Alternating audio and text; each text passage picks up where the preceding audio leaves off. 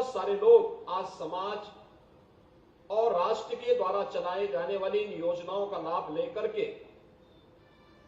आर्थिक स्वावलंबन की दिशा में तेजी के साथ आगे बढ़ा है। एक तरफ उन्हें आर्थिक रूप से समृद्धि के पथ पर अग्रसर करना, लेकिन साथ साथ उसकी विरासत और उनकी संस्कृति हर हाल में सुरक्षित रहे, उसे संरक्षित करने के लिए भी सरकार के स्तर पर अलग अलग स्थानों पर म्यूजियम बनाए जा रहे हैं। क्योंकि होता क्या है कि जब हम लोग आगे बढ़ते हैं, टेक्नोलॉजी हमें हमारी विरासत से कहीं ना कहीं उससे छुटकारा दिलाती है, लेकिन हमें तकनीक अपनानी है, लेकिन अपनी विरासत से मोहभंग नहीं होने देना है। और इसी बात को लेकर के सरकार के स्तर पर जो प्रयास प्रारंभ हुआ, उसका परिणाम आज इस रूप में आ रहा है।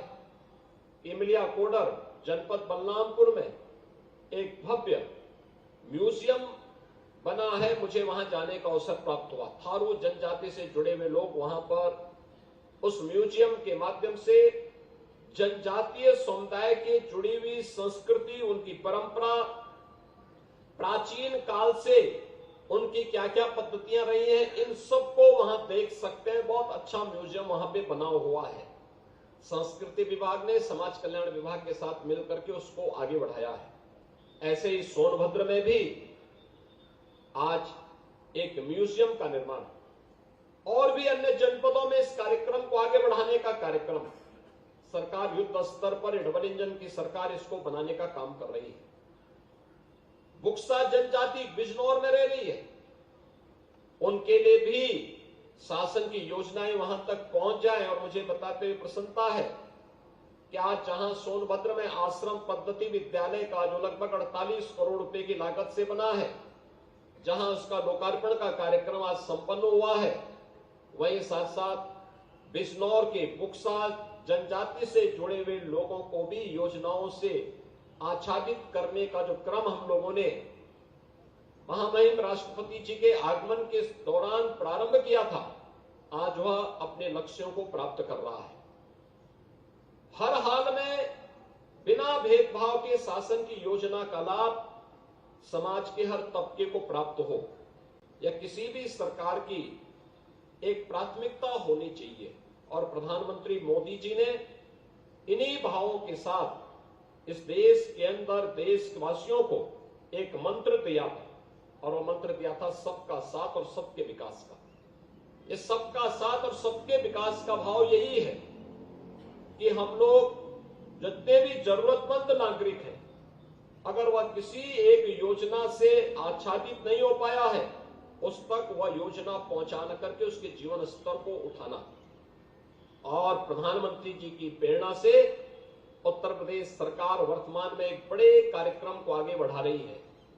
जीरो पॉवर्टी के लक्ष्य को प्राप्त करने के लिए आज हम लोगों ने तय किया है कि जनजातीय समुदाय हो, अनुसूचित जाति से जुड़े हुए समुदाय हो, अति पिछड़ी या पिछड़ी जाति से या अन्य नागरिक जो भी अब तक शासन की विभिन्न योजनाओं से अगर अभी भी वंचित है, उस तक हम उन योजनाओं को पहुंचा करके जीरो पॉवर्टी के लक्ष्य को प्राप्त करेंगे। यानी गरीबी को सर्वथा मुक्त करने के ऐसे समाज की व्यवस्था के लिए हम कार्य कर रहे हैं, और मुझे लगता है कि बहुत शीघ्र इसके परिणाम हम सबके सामने आएंगे।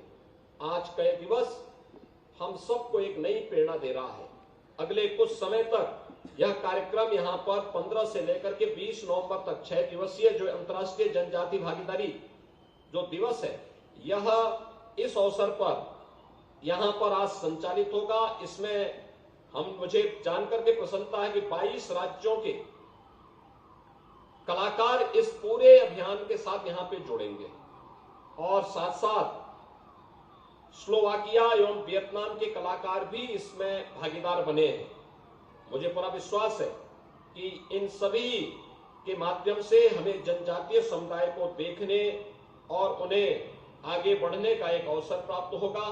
मैं आज के इस अवसर पर जब भगवान बिरसा मुंडा की पावन जयंती को जनजातीय गौरव दिवस के रूप में हम आयोजित कर रहे हैं, इस अवसर पर अपने पूरे जनजातीय समुदाय को, पूरे प्रदेशवासियों को मैं इस अवसर पर एक बार फिर से हृदय से बधाई देता हूं और भगवान बिरसा मुंडा के उन आदर्शों से हम प्रेरणा प्राप्त करके एक भारत श्रेष्ठ भारत के निर्माण में अपना योगदान दे पाएंगे। इस विश्वास के साथ आप सबके प्रति मैं अपनी शुभकामनाएं देता हूं।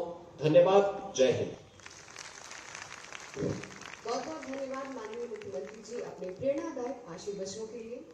अब मैं सभी कलाकारों से निवेदन करती हूँ, कृपया अपना वाद्य यंत्र बजाते हुए और अपनी कला को प्रस्तुत करते हुए मंच के समक्ष आ जाएं ताकि एक समूह चित्र लिया जा सके।